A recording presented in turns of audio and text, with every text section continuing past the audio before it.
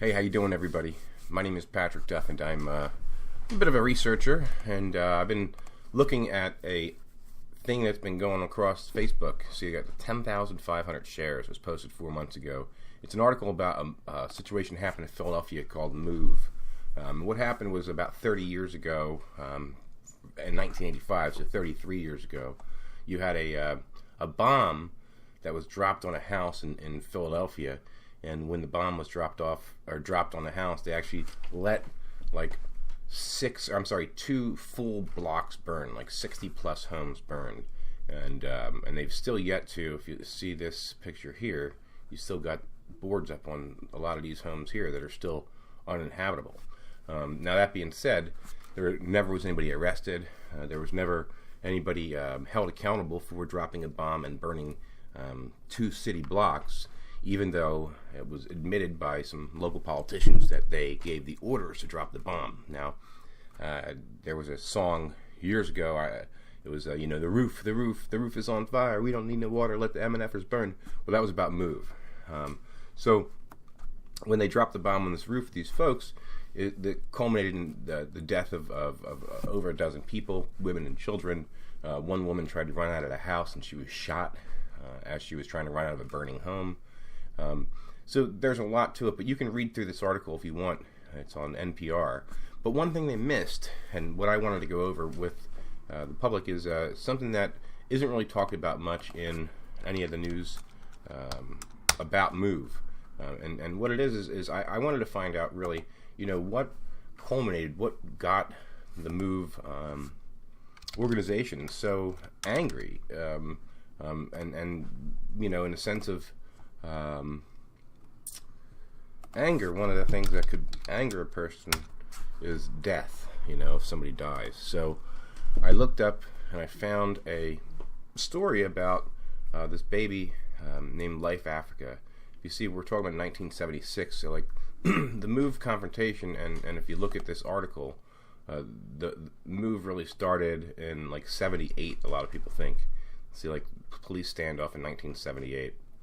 And they talk about, the bombing, how they, landed on Osage Ave before, they were in a place called Powelton Village. And, you see, it's a really long article, but what they miss is what really happened to kind of spur this moment. So here is an article from the Philadelphia Inquirer, the Courier Post, and it says, "Woman says cops crushed baby, but there's no record it existed." So Move was an organization that didn't really like the government, so they didn't register their babies when they're born. Nobody had a birth certificate if they were born in a Move organization. Some people who were born that were in it obviously had one because they didn't have a choice when they were born, but if they had a baby, they wouldn't register it with the state. And I think the most important part of this article just talks about this baby getting his head crushed, and or baby getting crushed. Police were pushing this woman, but the most important part is it says right here in the middle, it says, "Police were skeptical Monday that a death had occurred, and Homicide Lieutenant John J. Moline said detectives were not investigating." Now here you have a baby that's killed, and people are saying the baby died. Now, it didn't have a birth certificate, but there was an actual baby that died. Move actually invited some reporters to go and see the baby, and some reporters and politicians did, in fact, go see the baby, the dead baby. But the court system found that since there was no birth certificate, and they wouldn't produce the baby for an autopsy because it was against their religion, that there was no death that actually occurred because there was no life, which is interesting because that was the name of the child. There was no life that actually existed legally. And so again, when you look at the Move incidents, realize that it started somewhere.